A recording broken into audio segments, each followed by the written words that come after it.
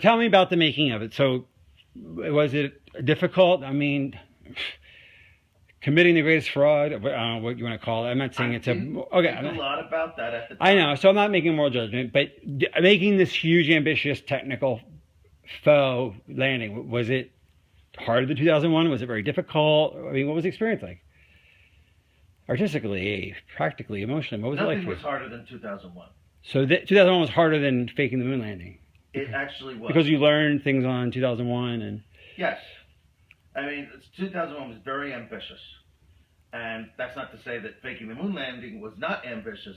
But, yeah, I learned things making 2001, which is why I got this gig in the first place, right? Right, that makes sense.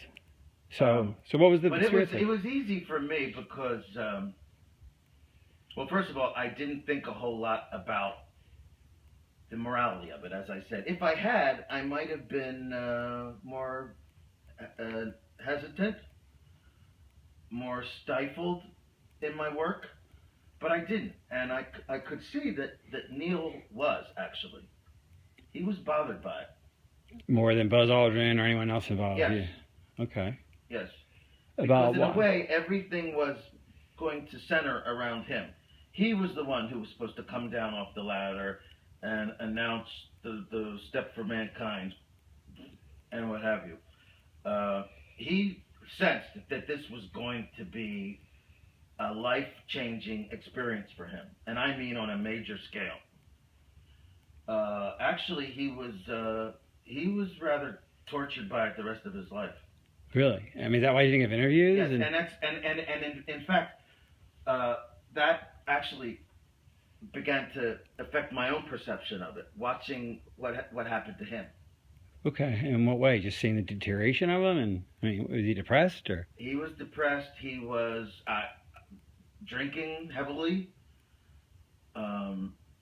bitter, scared, just phobic, avoiding people.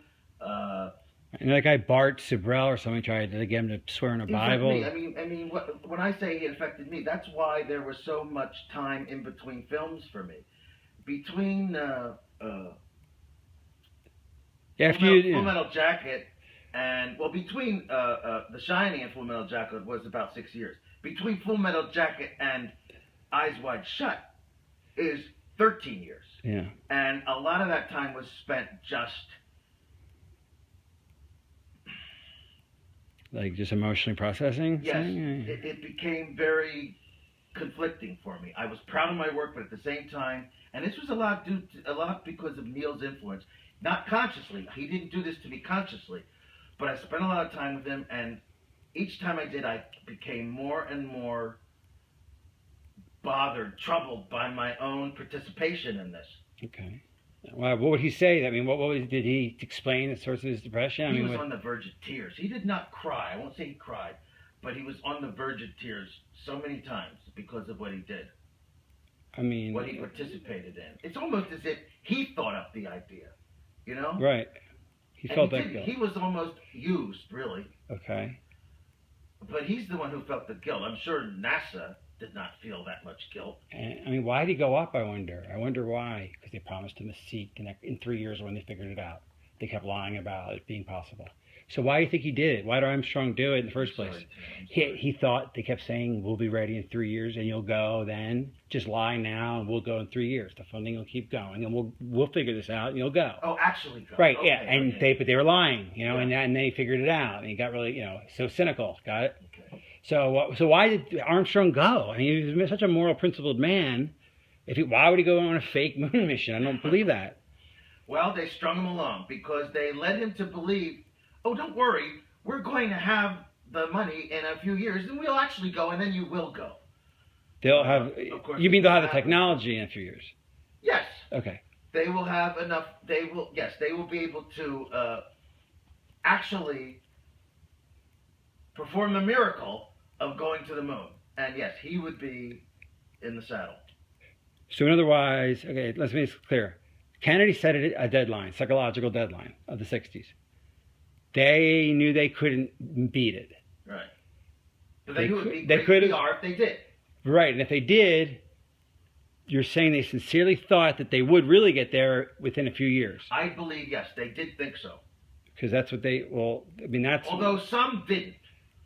There was a difference of opinion. There were some that just believed honestly that we will never be able to get there. There's just no chance.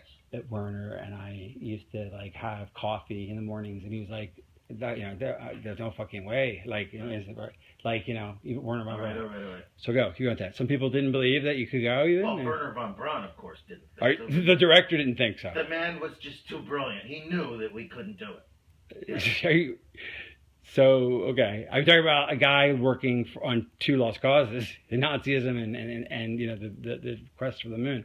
I mean, he really did, and he didn't tell them. I mean, did he ever tell them? Did he tell NASA? Like, did he tell the president we can't go? I mean, he must have been broke the news. He was very old, of course, at the time, and a lot of people just dismissed him. Younger, more ambitious people. Some of them really thought we could get there. Right. Or wanted to believe it. Maybe on a conscious level they knew we couldn't, but they just wanted to believe the impossible because they were so full of themselves. And so full of the dream. Yes.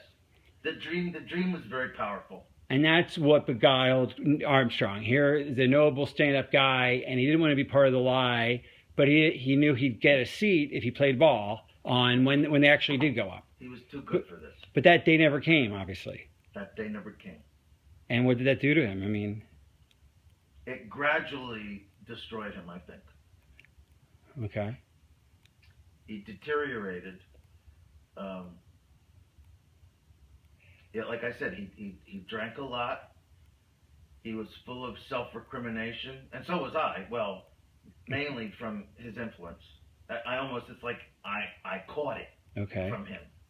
And now tell a story about, I talked to him one last time before his death, and he made me promise to get this news out. It was too great. It was, this one last story. I died before him. Okay, one last conversation right? The last conversation you had was about 3 months ago. Right. And he said that, that he record, like, he's going to write a letter and put it in a drawer, and maybe his wife someday will give it out, but he's like, all right, Stanley, you're a media guy, you got to tell the truth one day, right before, but he urged me to tell the truth. He couldn't because of reasons that because he was a government employee his whole life and he had a government pension, and here I am a millionaire, like, you can afford to, Stanley, tell the truth. I still get a government pension, you know what I'm saying? And that's been eating on you to do this. And that's why you're not doing it now. You're doing it 15 years from now, or whenever. Like, in other words, you're telling this. That's why you're not announcing on CNN. It's because you're going to honor his wish. But you're not ready for it now to come out. But you're doing this for Neil. Why am I putting it off? Because I think I'll be Because you don't want your family, you want to be dead. Right. And you want your family to have 15 years on it. Your wife will probably be dead and your kid will be grown. Right. You want distance from your legacy, from this truth. That's it. Okay. Right. So, what happened?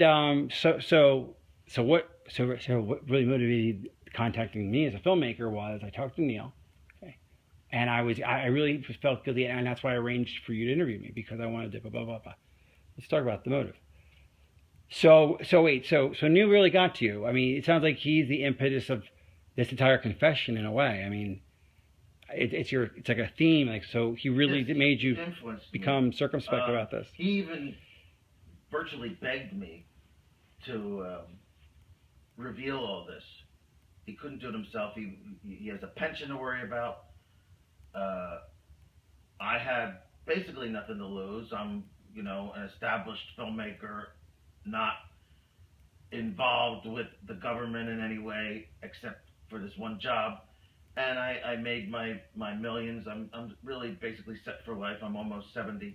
But you still must fear one thing they can do to you, which is, I mean, I don't know. Do you ever? I mean, do you ever worry about them killing you because of the secret? I mean, you have become a bit of a recluse. I don't know. With the Garbo, Howard Hughes, J.D. Salinger, and me. Right. And to some degree, Neil. But did any of them think that the government was out to get them? And I'm not saying you think that, do you? I mean, the government obviously said they'll kill you. I mean, obviously the government said it will kill you if you say anything. I mean, that's a standard top secret sort of penalty. It's understood, even if it's not said. Right. But they did say it to you, I presume. They did. I mean, the Yes, government, they did. they said basic, so it They was. tried to be cute about it, but yeah, it was said in no uncertain terms. So why are you, so can't this get you killed?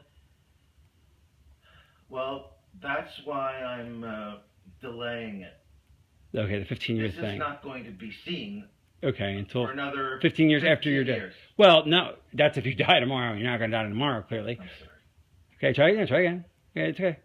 So why, you could get killed by doing this. This could kill you. Why are you doing that? That's...